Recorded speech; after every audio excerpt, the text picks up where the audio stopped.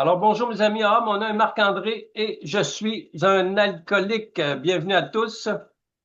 Aujourd'hui, on va voir la 9e étape dans le 12-12.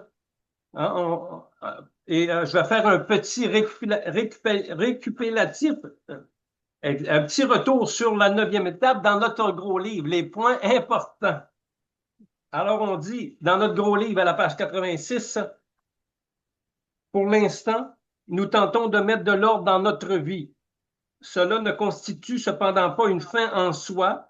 Notre but véritable est de nous préparer à nous mettre en état de servir le plus possible Dieu ou puissance supérieure à toi-même et les personnes qui nous entourent. Ensuite, à la page 87, on nous disait, nous évitons à tout prix de critiquer cette personne ou de discuter avec elle.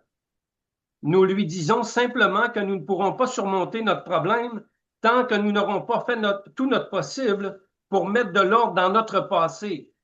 Nous sommes là pour réparer les dégâts dont nous sommes responsables, conscients que nous ne pourrions rien faire de valable tant que le passé n'aura pas été nettoyé.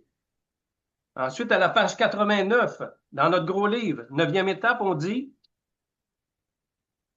bien que nous puissions réparer cet ordre d'innombrables façons, certains principes généraux peuvent nous guider en nous rappelant que nous avons décidé d'aller aussi loin qu'il le faudrait pour vivre une expérience spirituelle. Nous demandons que nous soit donnée la force et la lumière nécessaires pour faire ce qu'il faut. Ensuite, toujours à la page 89, on nous disait nous prendrons garde de ne pas jouer le rôle de martyr. Alors, de ne pas aller là avec un sentiment d'apitoiement ou de culpabilité. Ensuite, à la page 90, on nous disait, avant de prendre des mesures radicales qui pourraient engager d'autres personnes, nous nous assurons du consentement de celles-ci. Après que la permission nous soit Il y a personne accordée, qui rouspète ici. Non, pas le chat. après que Après que la permission nous a été accordée, que nous avons pris conseil auprès d'autres personnes et que nous avons demandé l'aide de Dieu, si la mesure catégorique s'impose, alors nous ne devons pas reculer. Ensuite, à l'autre page, 91, il a constaté qu'il devrait s'en remettre à Dieu quant à l'issue de cette affaire, sinon il recommencerait à boire et tout serait perdu de toute façon.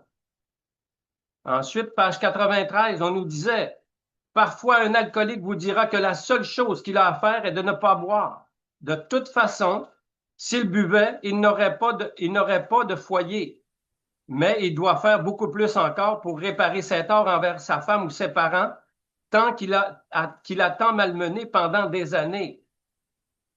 On nous disait toujours à la page 93 dans notre gros livre, l'alcoolique est comme un ouragan qui ravage la vie des autres sur son passage. Il brise des cœurs, détruit de tendres relations, déracine des affections. Son égoïsme et son manque d'égard constant maintiennent le foyer dans le tumulte. À notre avis, celui qui prétend qu'il suffit de ne pas boire n'a pas assez réfléchi à la question. Hein, mon parrain m'avait dit que quand on arrête de boire, c'est là que le vrai travail commence. Et si je ne travaille pas le ménage intérieur, le vrai ménage à l'intérieur de Marc-André, le risque d'être malheureux et de continuer à faire des ravages dans ma vie, il va persister. Toujours à la page 93, on dit, oui, nous avons un long travail de reconstruction devant nous et nous devons en prendre l'initiative. Ensuite, on dit marmonner et nous devons en prendre l'initiative. Marmonner des excuses concrètes ne suffit pas. Nous devons nous asseoir avec notre famille et analyser le passé franchement, tel que nous le voyons maintenant, en ne prenant bien soin de ne pas critiquer personne. Les défauts des autres peuvent être flagrants, mais il y a de bonnes chances que nos façons d'agir soient partiellement la cause des difficultés. Nous mettons donc de l'ordre dans nos relations familiales. Chaque matin, au cours de notre méditation, nous demandons à notre Créateur de nous enseigner la patience, la tolérance la bienveillance et l'amour. Page 94, on nous disait, nous prêcherons mieux par notre façon d'agir que par nos paroles. Ensuite, un petit peu plus bas, on nous dit, sans tomber dans la servilité, ni nous montrer grincheux, nous tâchons d'agir avec empathie, tact, bienveillance et humilité. À titre d'agents de Dieu ou de puissance supérieure, nous nous tenons debout et nous ne rampons devant personne. Quand on dit se tenir debout, ça veut dire être dans l'humilité, demeurer dans l'humilité, non pas dans l'orgueil, tout simplement. C'est l'orgueil qui nous fait plier. Hein? Dans l'orgueil, quand on réagit par orgueil, c'est là qu'on veut avoir raison, on veut gagner une bataille, alors que c'est perdu d'avance. Ensuite, ça, c'était notre 9e étape dans le gros livre. Maintenant, on va aller approfondir la 9e étape dans notre 12-12. À la page 8, dans les 12 étapes et les 12 traditions expliquées, dans la table des matières, on dit dans la table des matières, nous avons réparé nos torts directement envers cette personne dans la mesure du possible, sauf lorsqu'en ce faisant, nous risquions de leur nuire ou de nuire à d'autres. La première condition pour poser un bon jugement est d'avoir l'esprit en paix. Pour réparer ces torts, il est important de choisir le moment opportun. Qu'est-ce que le courage? La prudence est l'art de prendre des risques calculés, pas y aller aveuglément. La réparation des torts commence le jour même où l'on adhère au AA. On ne peut acheter la paix d'esprit aux dépens des autres. Besoin de discrétion. L'esprit de la 9e étape est d'être disposé à assumer les conséquences de son passé et de se rendre responsable du bien-être des autres. Alors, 9e étape, à la page 95 dans le 12-12, on nous explique comment procéder pour nos réparations. On dit un bon jugement, le souci de trouver le moment propice, du courage et de la prudence. Telles sont les dispositions requises pour aborder la 9e étape. Après avoir dressé la liste des personnes que nous avons lésées, alors dans la 4e étape, après avoir soigneusement réfléchi sur chaque cas, c'est la liste qu'on a faite dans la 8e étape, la liste des personnes que j'ai lésées. Alors, je dois regarder chaque cas un par un en particulier et après nous être efforcés d'adopter l'attitude la mieux indiquée pour notre démarche. Nous constaterons que la réparation directe de nos torts répartit en plusieurs catégories les gens que nous voulons rencontrer.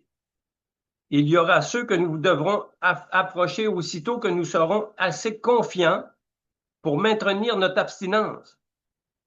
Il y aura d'autres à qui nous ne pourrons faire qu'une réparation partielle pour éviter que certaines révélations leur fassent à eux ou à d'autres plus de mal que de bien. On n'a pas le droit de se rétablir au détriment d'un autre. Je dois réfléchir, je dois en parler avec mon confident, je dois en parler aux personnes concernées. Il y en aura d'autres pour qui il sera préférable d'attendre et d'autres encore que nous ne pourrons jamais rencontrer personnellement à cause des circonstances. Et même malgré eux qu'on ne peut pas rencontrer, il y a des moyens de réparer indirectement, tout simplement, on va le voir. La plupart font une certaine réparation directe dès leur arrivée chez les alcooliques anonymes. Dès que nous disons à nos proches que nous voulons vraiment mettre le programme en pratique, la démarche est déjà entreprise. Quand il s'agit de la famille, il est rarement nécessaire d'exercer de prudence ou d'attendre le moment opportun. Nous voulons leur crier la bonne nouvelle dès que nous entrons dans la maison, au retour de notre première réunion ou en terminant la lecture du livre Les alcooliques anonymes. Nous voulons généralement prendre quelques instants avec l'un des nôtres pour reconnaître tout le mal causé par nos abus d'alcool. Alors, la référence, quand on dit à notre retour en terminant la lecture du gros livre, c'est à la page 108 et 109 de notre gros livre, dans le chapitre au secours des autres. On nous dit, à la première rencontre, donnez-lui le gros livre des alcooliques anonymes, demandez-lui de le lire. Et à la deuxième rencontre, s'il a lu le livre, demandez-lui, est-ce qu'il est prêt à entreprendre le programme de rétablissement? Page 108 et 109 de notre gros livre. Ensuite, on dit, les alcooliques anonymes, nous voulons généralement prendre quelques instants avec l'un des nôtres pour reconnaître tout le mal causé par nos abus d'alcool. Ce moment-là sera tout à fait différent et en parfait contraste avec ces lendemains de cuite où nous blâmions tantôt nous-mêmes, tantôt nos proches, ou le monde entier de tous nos maux. Hein? On a un trait de caractère de responsabilité, responsabiliser les autres de tous nos malheurs. Lorsque ce premier entretien, il est simplement nécessaire de faire un aveu général de nos défauts. Et il ne serait peut-être pas sage de raviver le souvenir de certains épisodes pénibles. Notre bon jugement nous suggérera de ne pas aller trop vite. Nous sommes sans doute disposés à révéler nos pires inconduites, mais nous devons d'abord nous rappeler bien clairement qu'on ne peut acheter la paix de sa conscience aux dépens des autres. Au bureau, à l'usine ou à l'usine, nous pensons tout de suite à quelques personnes qui connaissent bien nos excès et qui en ont le plus souffert. Hein, nos traits de caractère, nos impulsions. Lorsqu'on perd la maîtrise de notre vie, ça peut détruire même au bureau. Ensuite, on dit, mais même avec elle, nous devrons sans doute user d'un peu plus de discrétion que notre famille. Peut-être serait-il préférable de ne rien dire avant quelques semaines ou même plus tard. Tout d'abord, nous voudrons être raisonnablement certains d'être sur la bonne voie. Alors, nous serons prêts à rencontrer ces personnes pour leur expliquer ce que sont les AA et ce que nous essayons de faire. Ces précautions prises, nous pouvons sans crainte avouer nos méfaits et présenter nos excuses. Nous pouvons acquitter ou promettre d'acquitter toutes nos dettes ou autres obligations. Nous serons souvent étonnés de la réaction généreuse de la plupart des gens et une sincérité aussi spontanée. Ensuite, on dit, ce climat d'approbation et de louange peut nous exalter au point de nous faire perdre notre équilibre et de faire naître en nous un insatiable appétit pour ce genre de traitement, à moins que nous ne servions nous versions dans l'autre direction devant l'accueil froid et sceptique que nous aurons exceptionnellement servi quelques personnes. Nous serons alors portés à riposter, à insister sur nos arguments, ou bien nous serons enclins au découragement et au pessimisme. Mais si nous sommes bien préparés, ces réactions ne sauraient nous détourner de nos fermes intentions.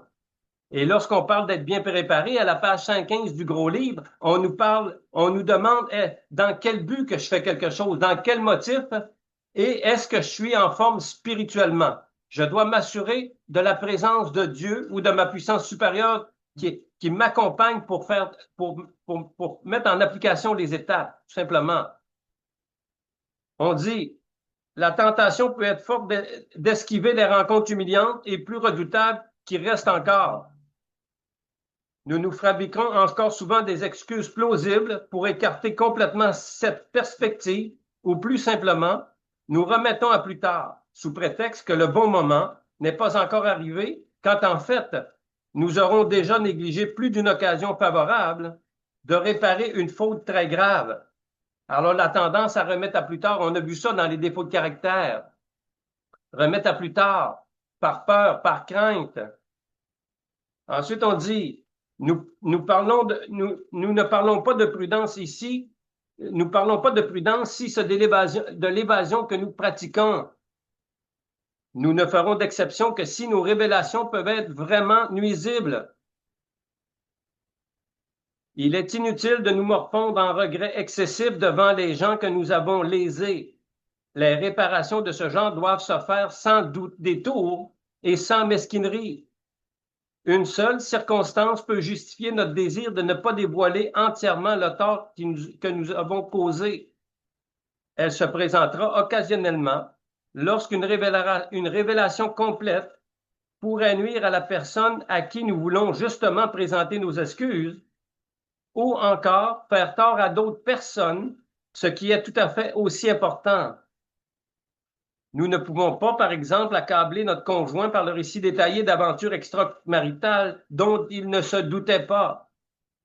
S'il devient nécessaire d'en parler, tâchons, même dans ce cas, d'éviter toute retombée fâcheuse pour des tierces personnes, quelles qu'elles soient. Ce n'est pas une façon d'alléger notre fardeau que d'alourdir inconsidérément la croix des autres. Supposons, par exemple, que nous avons consommé en alcool l'équivalent d'un bon montant d'argent emprunté à notre entreprise ou obtenu en gonflant des notes de frais. Supposons qu'en ne disant rien, nous puissions garder le secret sur ce manège. Allons-nous sur le champ confesser ces malhonnêtetés à notre employeur en sachant pertinemment que nous serons congédiés ou que les possibilités d'emploi seront nulles? Alors, allons-nous, par souci rigide d'honnêteté dans la réparation de nos torts, nous moquer du sort de notre famille? Ne faut-il pas en parler d'abord à ceux qui en subiront les dures conséquences?